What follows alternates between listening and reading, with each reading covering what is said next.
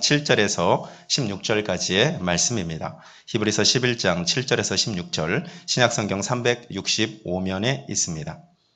저와 여러분이 한 절씩 교독하겠습니다. 믿음으로 노아는 아직 보이지 않는 일에 경고하심을 받아 경유함으로 방주를 준비하여 그 집을 구원하였으니 이로 말미암아 세상을 정죄하고 믿음을 따르는 의의 상속자가 되었느니라. 믿음으로 아브라함은 부르심을 받았을 때 순종하여 장래의 유업으로 받을 땅에 나아갈새 갈 바를 알지 못하고 나아갔으며 믿음으로 그가 이방의 땅에 있는 것 같이 약속의 땅에 거류하여 동일한 약속을 유업으로 함께 받은 이삭 및 야곱과 더불어 장막에 거하였으니 이는 그가 하나님이 계획하시고 지으실 터가 있는 성을 바랐습니다. 믿음으로 사라 자신도 나이가 많아 단산하였으나 잉태할 수 있는 힘을 얻었으니 이는 약속하신 이를 미쁘신 줄 알았습니다. 이러므로 죽은 자와 같은 한 사람으로 말미암아 하늘의 허다한 별과 또 해변의 무수한 모래와 같이 많은 후손이 생육하였느니라. 이 사람들은 다 믿음을 따라 죽었으며 약속을 받지 못하였으되 그것들을 멀리서 보고 환영하며 또 땅에서는 외국인과 나그네임을 증언하였느니 그들이 같이 말하는 것은 자기들이 본향 찾는 자임을 나타냅니다. 그들이 나온 바 본향을 생각하였더라면 돌아갈 기회가 있었으려니와 함께 읽습니다. 그들이 이제는 더 나은 본향을 사모하니 곧 하늘에 있는 것이라. 이러므로 하나님이 그들의 하나님이라 일컬음 받으심을 부끄러워하지 아니하시고 그들을 위하여 한 성을 예비하셨느니라. 아멘. 이 시간 믿음의 철로 역정이라는 제목으로 원중열 전도사님께서 말씀 선포하시겠습니다.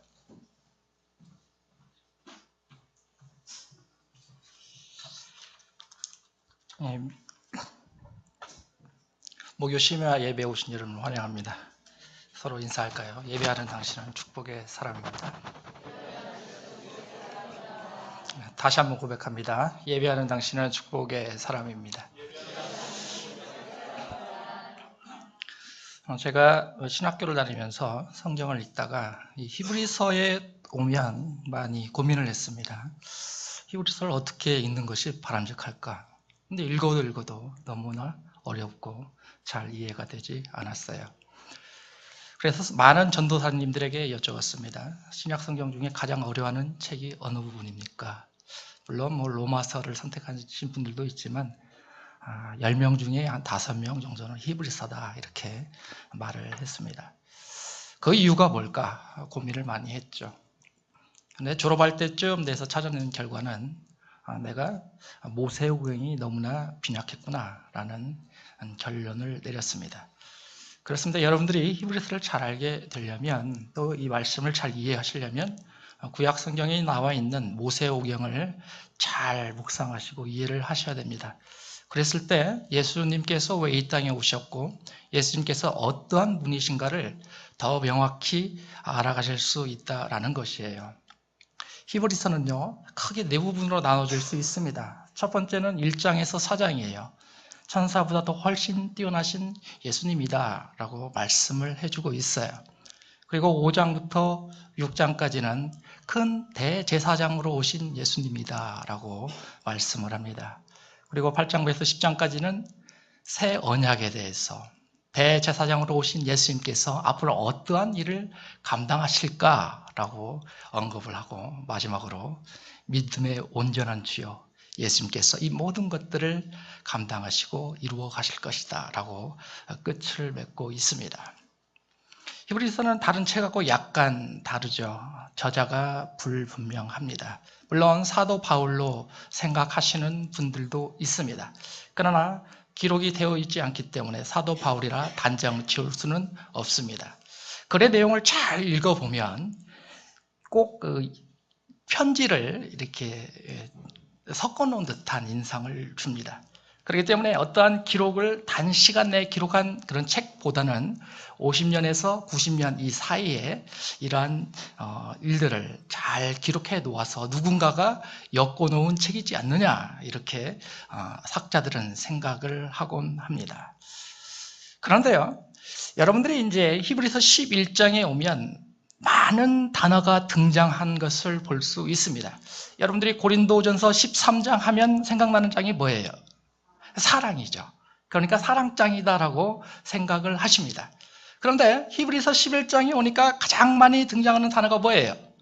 믿음이에요. 그러니까 사람들은 이것은 믿음장이다 라고 표현을 합니다. 믿음이란 단어가 11장에 24번이나 등장을 합니다. 그렇기 때문에 한 구절에 적어도 한 번씩은 믿음이라는 단어가 들어있다라는 것을 생각할 수 있죠.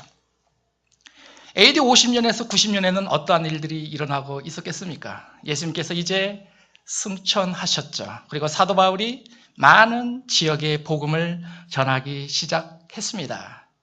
그런데 많은 그 복음을 들었던 사람들이 그대로 믿음이 성장만 되었을까요? 우리 교회에 있는 많은 성도들이 계속 믿음이 성장되어서 하나님을 향한 그 마음이 성장되고 있습니까? 아니죠. 2000년 전이나 지금이나 똑같습니다. 믿음 생활을 잘하고 있는 그들이지만 시간이 지나면 지날수록 계속 어디를 떠나게 됩니까? 교회를 떠나게 됩니다. 그리고 나는 하나님의 말씀을 잘한다 생각하죠. 그런데 구약 성경을 물어보면 물어볼수록 그들은 성경에 대한 지식이 너무나 밑바닥에 놓여져 있습니다.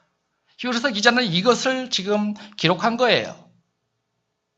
오늘날 많은 교회들이 무엇을 강조하냐면 부흥시키기 위해서 세상적인 방법을 동원을 합니다.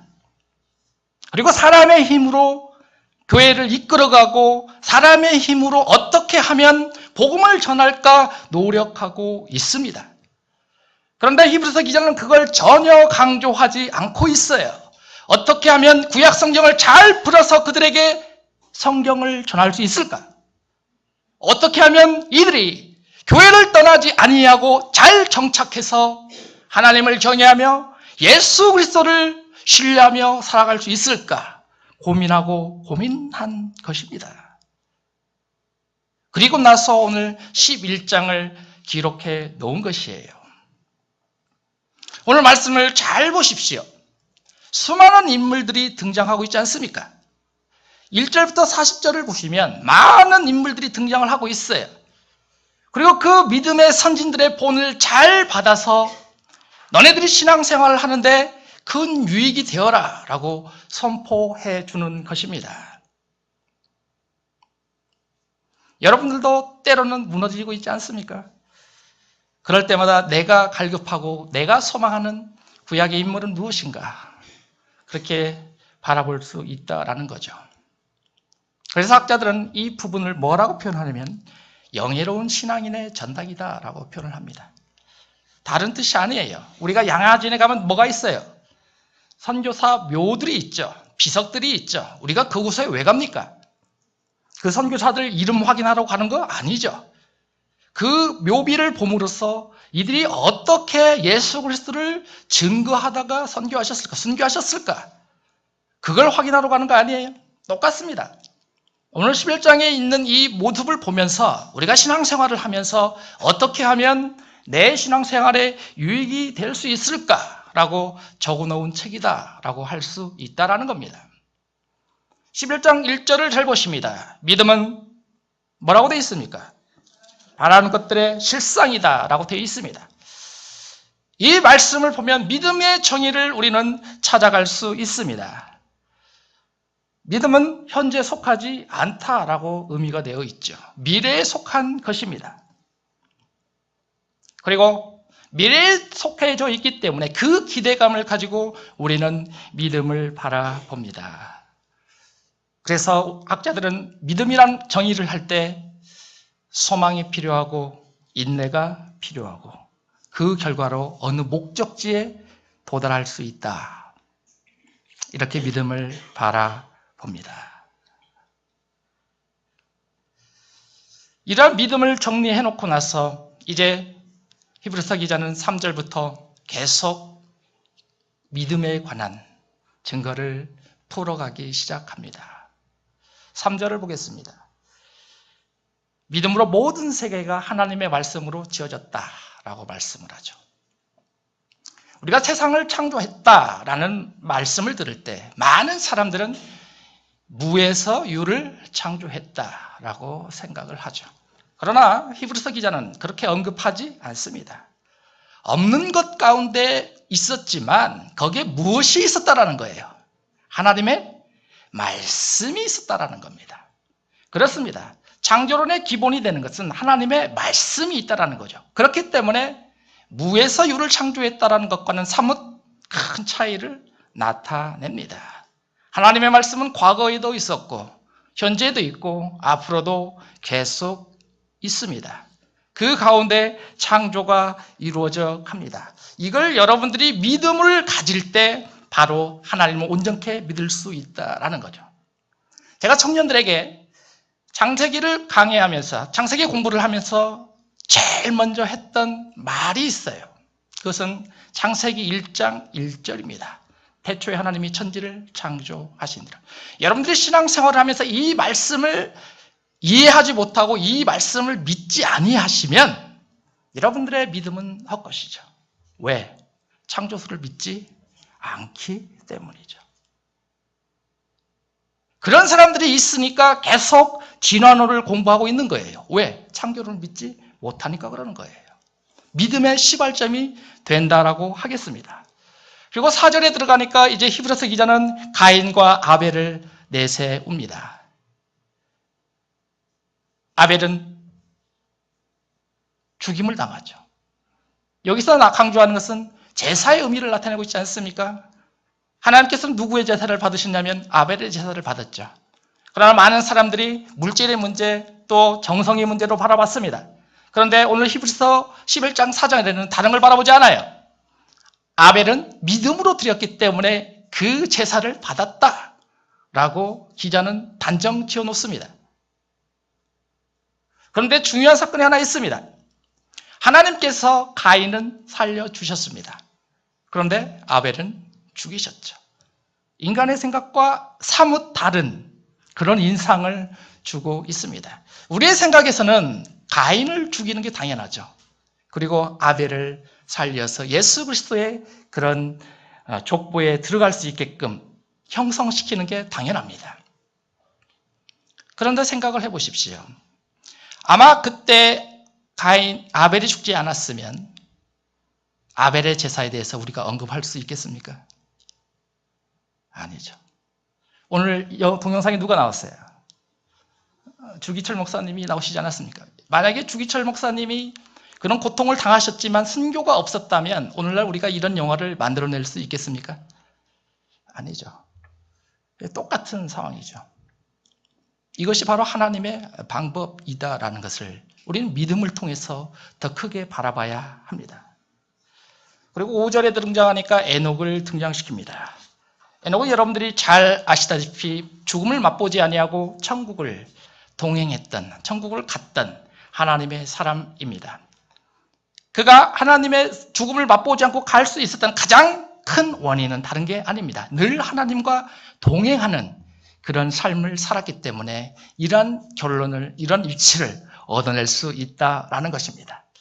그러나 때로는 사람들이 나도 한순간만큼 하나님과 동행하면 이러한 일을 얻어낼 수 있을까? 이렇게 생각할 수도 있죠.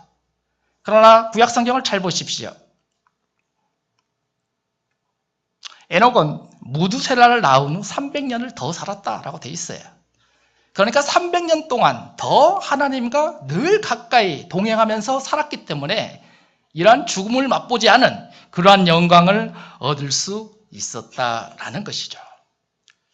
이렇게 해서 1절부터 5절까지 마무리를 짓습니다. 그리고 히브리서 기자는 6절에서 여러분들이 너무나도 잘 아시는 말씀을 언급을 합니다. 같이 읽어봅니다. 읽겠습니다. 시작.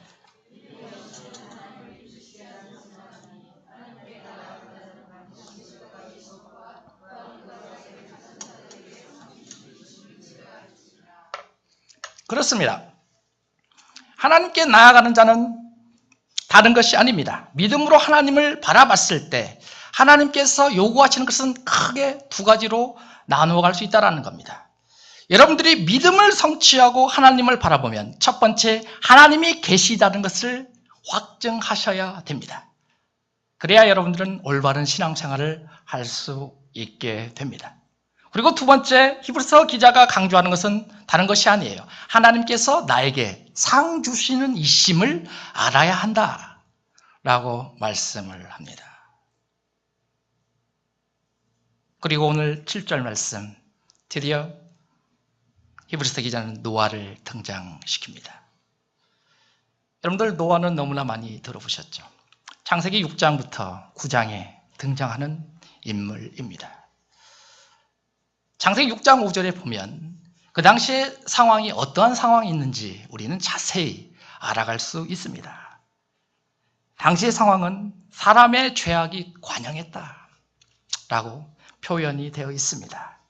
그 마음의 생각이 항상 악했다 라고 표현을 하죠. 하나님께서 세상을 창조하시고 한탄하신 때가 두 번이 있었습니다. 첫 번째는 사람을 창조하신 창세기 6장에서 한탄하셨습니다. 그리고 두 번째 한탄은 사울을 왕으로 세우셨을 때 그때 한탄을 하셨습니다.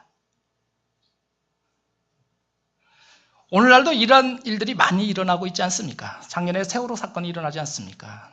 그때 유병헌 씨가 우리나라의 구설수가 되었죠. 6월 11일 날에는 올해 뭐가 일어났어요? 시청에서 동성애들 축제가 일어나지 않았습니까? 2000년 전에도 이러한 일들이 계속 빈번히 일어나고 있었는데 오늘날에도 끊임없이 이러한 일들은 계속해서 일어나고 있음을 우리는 알아야 합니다. 그런데 하나님께서는 여기서 멈추시지 않았습니다. 세상을 심판하시기 위해서 여러분들 너무나 잘 아시는 의인 노아를 예비해 두셨습니다. 노아는 어떤 사람입니까? 성경적으로 표현하면 그는 의인이었습니다. 완전한 사람이었습니다. 그리고 하나님과 늘 동행하는 그런 사람이었습니다. 하나님은 이런 사람을 준비시키고 계신다라는 거예요. 그 한 사람을 통해서 새로운 역사를 만들어 가시는 하나님 아니십니까? 여기에 지금 많은 분들이 앉아 계시지 않습니까? 그리고 신앙생활 열심히 하시고 기도생활 열심히 하시고 하나님의 말씀을 잘 보시지 않습니까? 그러나 그 중에서도 하나님은 노아와 같은 사람을 계속 찾고 계십니다. 온 땅을 두루 감찰하사 하나님의 사람을 전심으로 자기를 찾는 사람을 하나님은 계속 보고 계신다라는 거예요. 그리고 120년 동안 인간들이 회개할 수 있는 시간을 주십니다. 물론 하나님께서 노아에게 이 말씀을 하시고 배를 만드는 기간 120년이다 라고 생각하시는 학자들도 있습니다. 그러나 그거보다는 120년 동안 연장해서 인간들이 올바른 회개를 할 시간을 주신 거죠. 그런데 인간들은 어땠습니까? 노아의 그런 행위를 보고 오히려 손가락질했죠. 그를 비판하기 시작합니다. 여러분들 노아의 홍수, 노아의 배가 어느 정도 됐다고 생각하십니까? 저는 노아의 배가 요즘으로 보면 항공모함과 비슷하다라고 생각을 합니다. 제가 생도 때 항공모함을 봤어요. 타봤어요. 또 실질적으로 항공모함에 타서 훈련도 해봤습니다. 그때 탔던 항공모함 이름이 키트워크예요. 미치남대에 있었던 배인데요. 그 배가 바닷가에서 쭉 보면 꼭 남산이 움직이는 것 같아요. 그렇게 커요. 전장이 370m고 높이가 70m이니까 거대한 산이 바다 위를 둥둥둥둥둥 떠나는 듯한 그런 인상을 줍니다. 노아의 배가 이 정도예요. 그런데 지금은 과학기술이 발달했으니까 그런 배를 만들어낼 수 있죠. 그런데 지금으로부터 몇천 년 전 그것도 아무것도 없죠. 그런데 그런 배를 만들어낼 수 있다는 것은 사람이 할 수 있는 일이 아니다라고 생각을 합니다. 그런데 히브리서 기자는 바로 노아의 그런 모습을 오늘 7절에서 무슨 용어를 사용해서 표현을 했느냐? 아직 보이지 않는 이래 라는 말씀을 언급하고 들어갑니다. 아직 보이지 않는 이래. 그렇습니다. 이것이 믿음이다라는 것이죠. 아직 보이지 않지만 하나님께서 나에게 120년 후에 멸망이라는 단어를 알려주셨는데 나는 어떻게 할까? 노아는 고민하지 않았겠습니까? 여러분들이 만약에 이러한 음성을 하나님으로부터 들으신다 생각하시면 여러분들은 어떻게 하시겠습니까?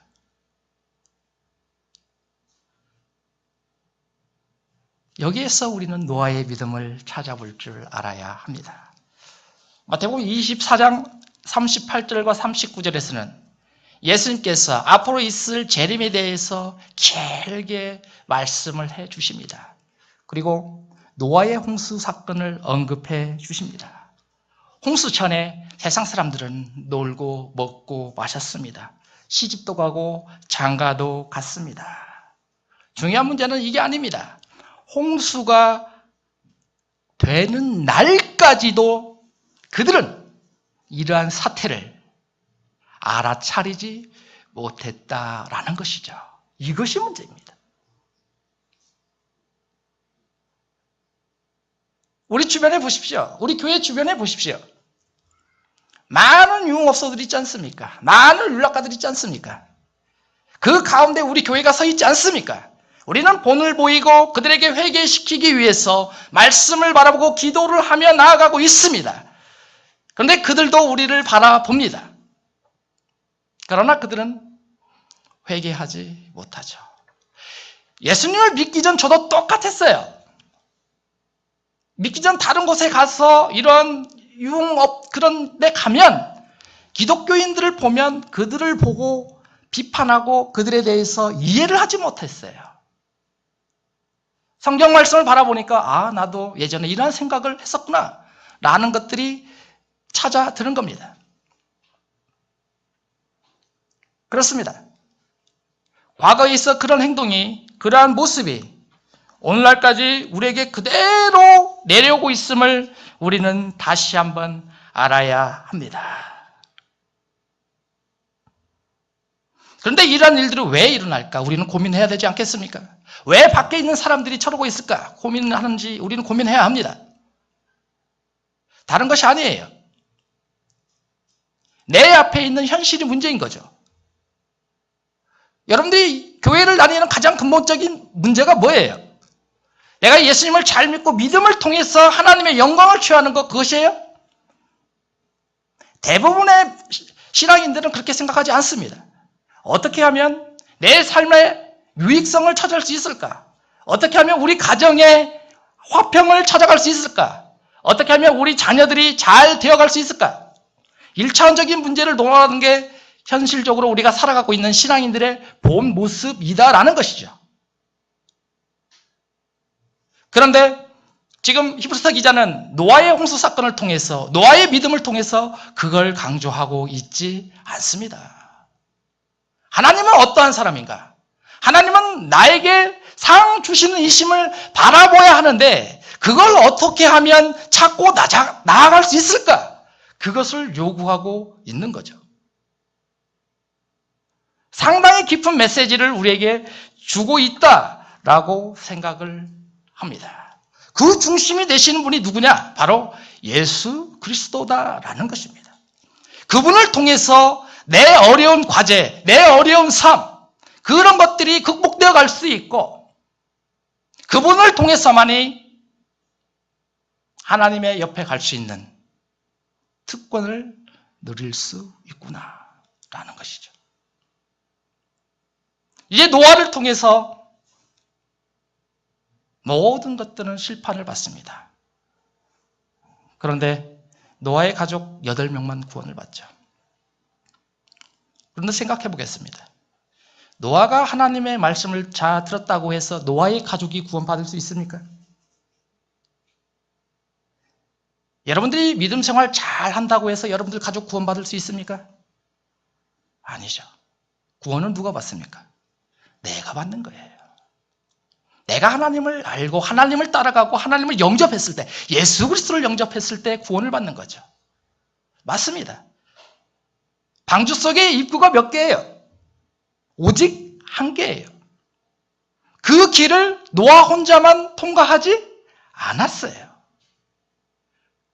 노아는 틀림없이 자기의 자녀, 자기의 자녀들에게 이런 일들을 전해주었어요. 그런데 그들은 인정했다라는 거죠. 그리고 하나님의 말씀을 믿어 순종했다라는 것입니다. 그랬을 때 노아의 가족은 온전한 구원을 맞을 수 있게 된 것입니다. 창세기 나오는 롯과 구별되지 않습니까? 창세기 18장인가요? 롯이 등장하죠. 19장인가요? 근데 그 롯이 어떻게 돼요? 그 타락한 그곳에서 하나님의 사자가 갔는데 롯은 그 하나님의 사자의 말씀을 듣지 않아요. 자기의 딸들, 자기의 사이들 전부 다 어떻게 됩니까? 다 죽임을 맞게 됩니다. 결국 롯만 살아남지 않습니까? 이것이 노아와 롯과의 가장 큰 차이점이라 우리는 생각할 수 있습니다. 여러분, 예수님의 12 제자들 한번 생각해 보십시오. 요한복음을 보면 우리는 자세히 찾을 수 있습니다. 예수님께서 누구를 부르십니까? 안드레를 부르십니다. 안드레가 누구예요? 베드로의 동생이죠. 안드레가 제일 먼저 복음을 전한 사람이 누구예요? 베드로예요. 예수님을 만나자마자 제일 먼저 끌고 간 사람이 누구예요? 자기의 형이었어요. 여러분들 똑같은 과정에 처해져 있지 않습니까? 요한복음을 잘 보면 우리는 그곳에서 희한한 걸 하나 발견해요. 여러분들이 복음을 전할 때 가장 어렵게 생각하시는 분이 누구예요? 알지 못하는 사람이라고 착각합니다. 그런데 누구 복음 전하기가 가장 힘들어요? 가족 전하기가 가장 힘들죠. 그 다음에 친구 전하기가 힘들죠. 오히려 내가 알지 못하는 사람에게 복음 전하기는 더 쉽습니다. 왜? 전했을 때 받아들이면 그만. 안 받으려도 나하고 상관없어요. 그 위에 것들은 누가 알아서 하시니까? 성령님께서 알아서 하시니까. 그런데 요한복음을 잘 보면 그게 희한하죠. 제일 먼저 가족들에게 복음 전하는 게 나옵니다. 그 다음에 친구들에게 복음 전하는 내용이 나오죠. 그 다음에 이제 알지 못하는 사람들에게 복음을 전하는 내용들이 등장한다라는 것입니다. 이것이 복음을 전하는 가장 큰 순서임을 요한복음 1장을 보면 찾아낼 수 있어요. 노아의 믿음 속에서 우리는 지금 우리의 신앙을 어떻게 살아가고 있는가? 또 내가 우리 가족을 위해서, 내가 알고 있는 친구들을 위해서, 내가 직장 생활하고 있는 그들을 위해서 어떻게 하면 복음을 전할 수 있을 것인가? 우리는 생각을 해야 한다라는 것이죠. 이제 히브리서 기자는 7절을 정리합니다. 그리고 8절부터 16절까지 여러분들이 너무나도 잘 아시는 아브라함을 등장시키죠. 7절 말씀에는 믿음을 정의할 때 보이지 않는 일이다 라고 언급을 하고 들어갑니다. 그런데 8절을 보십시오. 뭐라고 되어 있습니까? 갈 바를 알지 못하고. 그렇습니다. 믿음이라는 목적지의 종점은 갈 바를 알지 못하고 갔을 때 그곳에 도달할 수 있다라는 것을 오늘 말씀에서 보여주고 있습니다. 우리가 아브라함을 믿음의 조상이다라고 많이 논의를 하죠. 분석을 해보겠습니다. 11장은 40절로 되어 있죠. 그런데 11장 40절 중에서 총 12절이 아브라함에 관한 내용이에요. 얼마나 많아요? 창세기는 50장으로 되어 있죠. 그 중에서 12장부터 25장까지 약 14장에 걸쳐서 아브라함에 대한 기술로 되어 있습니다. 성경에 기록되어 있는 이 내용만 보더라도 우리는 아브라함이 얼마나 큰 믿음을 가지고 있고 우리에게 믿음의 본이 되어 가고 있는지 우리는 짐작할 수 있다라는 거예요. 이제 히브리서 기자는 8장과 16절에서 8절에서 16절 그 사이에 아브라함과 사라를 동시에 등장시키면서 어떻게 했을 때 그들이 믿음 생활을 옳게 했는가라는 것들을 풀어가기 시작합니다. 그것은 다른 것이 아닙니다. 그들이 신앙의 삶을 살았을 때 바로 그들은 순례자이면서 나그네로서의 삶을 살고 있었음을 우리에게 강조하고 있습니다. 그러면 이들이 나그네와 순례자로서의 삶을 살았는데 어떻게 순종하며 살아갔을까? 우리는 본문 말씀에서 찾아낼 줄 알아야 합니다. 그 첫 번째는 아브라함은 바로 듣는 귀가 있었습니다. 여러분들이 생각하시는 아브라함이 누구예요? 아브라함은 믿음이 충만했던 사람이 아니에요. 학자들은 생각합니다. 욥과 아브라함이 동시대의 사람으로 생각하고 있어요. 근데 욥은 어떤 사람이에요?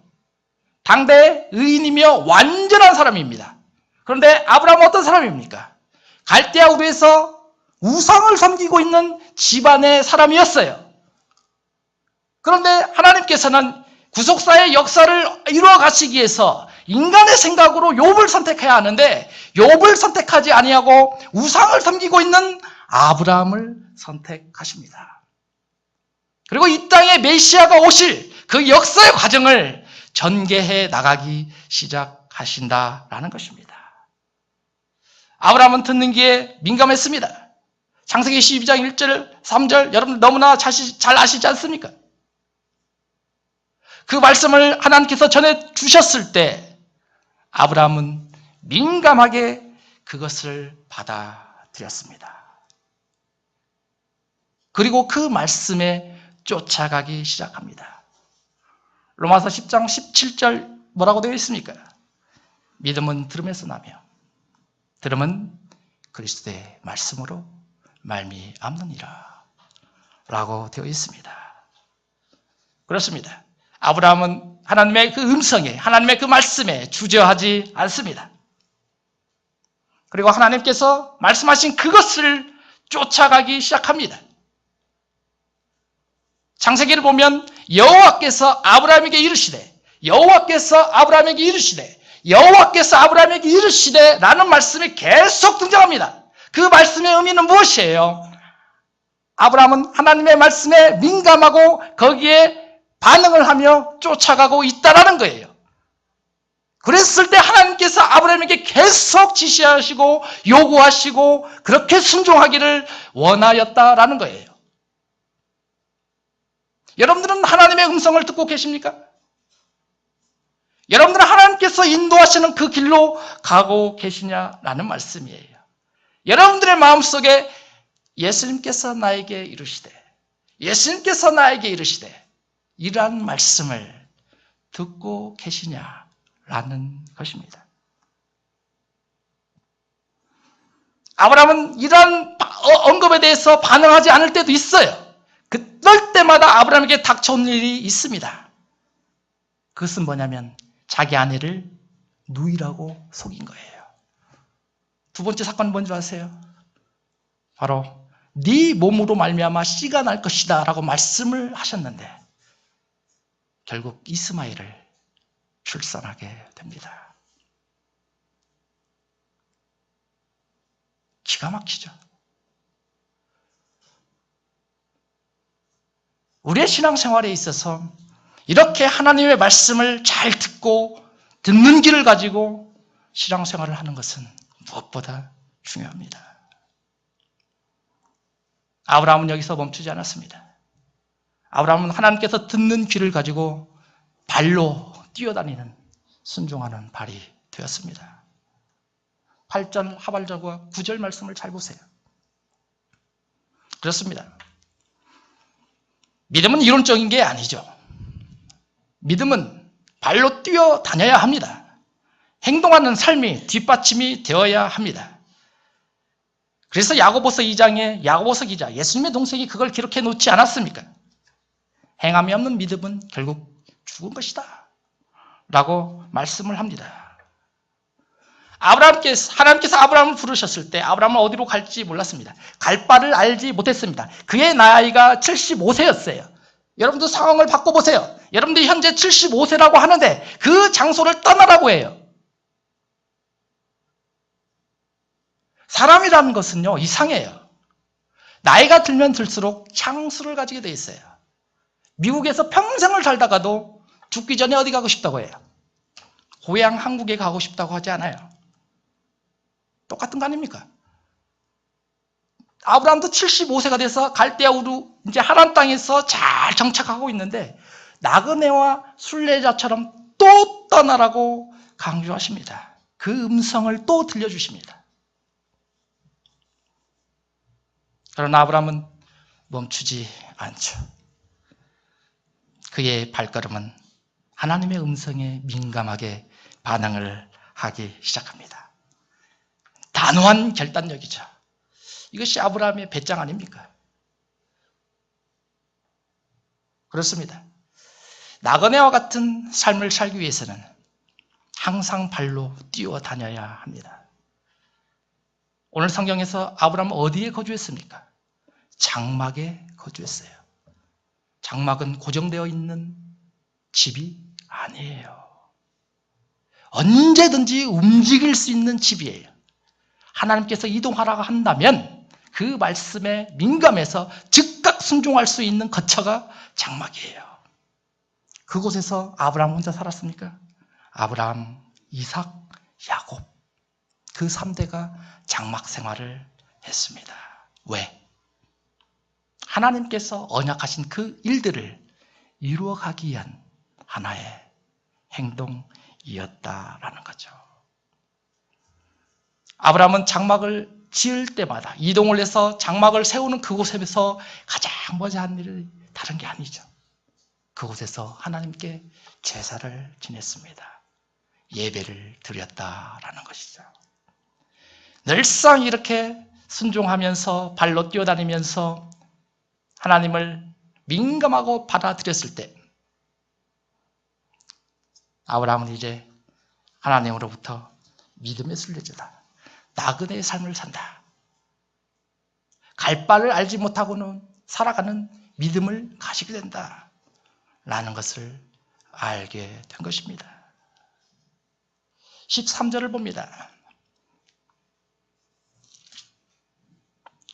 이 사람들은 다 믿음을 따라 죽었으며 약속을 받지 못하였다. 그렇습니다. 저는 이 말씀을 들을 때마다 제 생각을 가끔씩 해요. 제가 어떻게 해서 이렇게 신앙생활을 했을까? 무엇 때문에 나를 위해서 그 장로님은 기도를 해 주셨을까? 그런데 하나님의 방법은 교묘하죠. 한 30년간 기도시켜 놓으시고 저가 신학교 가는 것을 어떻게 했어요? 보지도 못하고 듣지도 못하셨어요. 그리고 하나님 앞으로 가셨습니다. 제가 신학교 합격하고 나니까 그 소리를 듣게 된 겁니다. 인간적인 마음에서 눈물이 많이 나죠. 끊임없이 기도해 주신 그분이 있었기 때문에 오늘 제가 이 자리에서 지금 여러분들 앞에서 하나님의 말씀을 전하고 있는 것이죠. 그런데 결국 그 장로님은 어떻게 됐어요? 자신이 그렇게 평생을 기도하시면서 산에서 울부짖으면서 하나님의 일꾼을 세우기 위한 그 간절함을 듣지도 못하고 눈으로 확인도 못하고 그냥 눈을 가버리셨어요. 왜 그랬을까? 다른 게 있지 않아요. 이 땅에 소망을 두고 있지 않았기 때문이에요. 보이지 않는 믿음을 가지고 하나님께서 인도하시는 그 길로 쫓아가고 따라갔을 때 이 모든 것들이 이루어지는구나 라는 것을 알았기 때문입니다. 그랬을 때 그분에게 하나님께서 상급을 주시지 않겠습니까?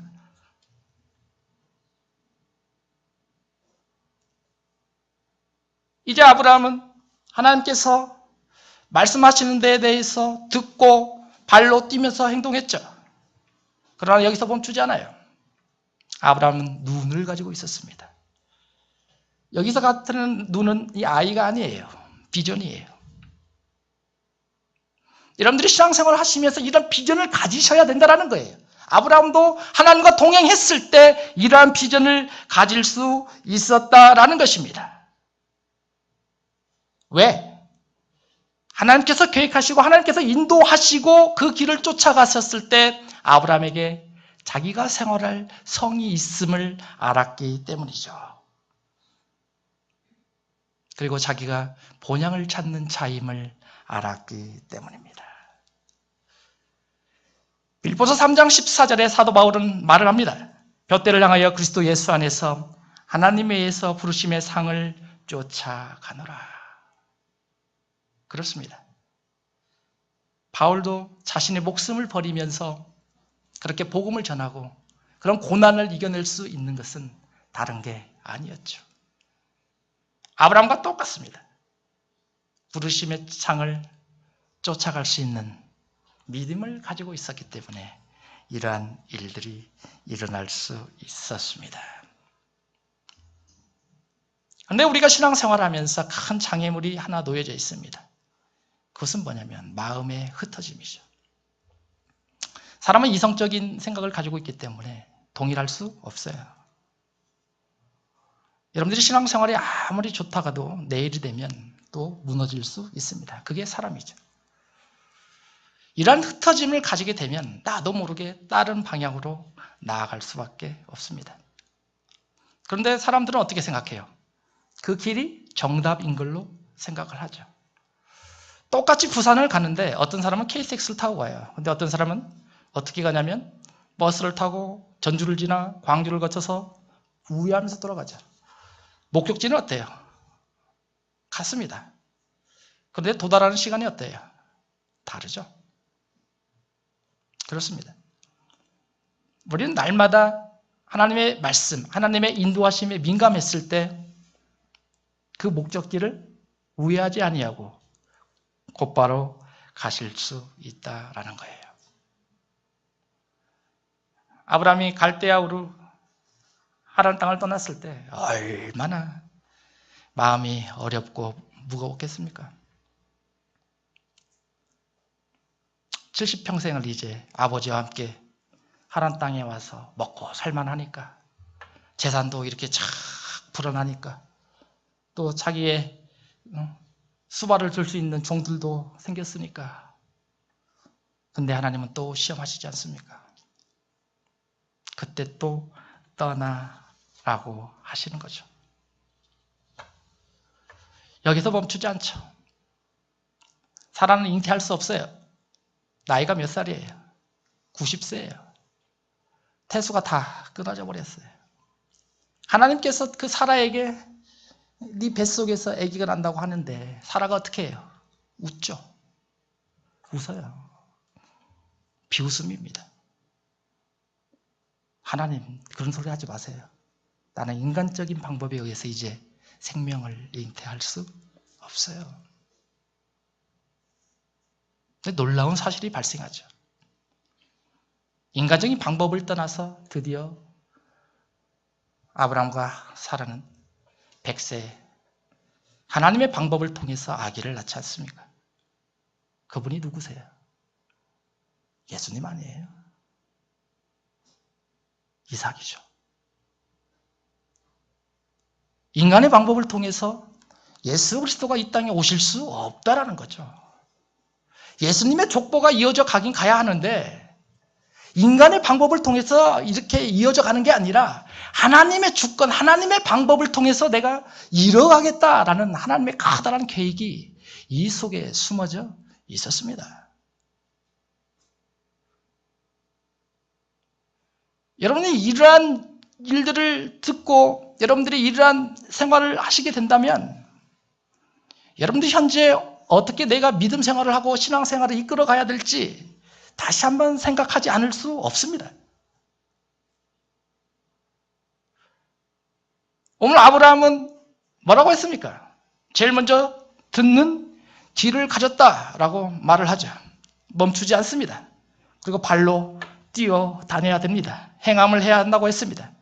그리고 신앙인의 삶을 통해서 커다란 하나님의 비전을 가져야 된다라고 말씀을 하죠.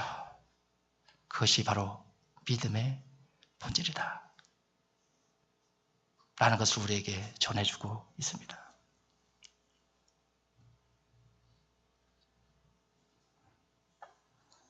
그렇습니다. 오늘 본문 말씀을 통해서 늦은 밤에 우리에게 주신 메시지는 큽니다. 현재 내가 어떠한 상태로 믿음 생활을 하고 있는가? 또는 앞으로 나는 어떻게 믿음 생활을 해야 할 것인가? 그리고 나는 나 자신을 위해서, 또 내 가족을 위해서, 내 친구를 위해서, 내 회사원을 위해서 어떠한 믿음을 가지고 신앙생활에 전념해야 하는가? 주님께서 주신 큰 축복의 말씀이었습니다. 말씀을 마치겠습니다. 기도하는 시간 갖도록 하겠는데요. 오늘 말씀 생각하시면서 주만 바라볼지라 찬송한 후에 기도할 수 있도록 하겠습니다.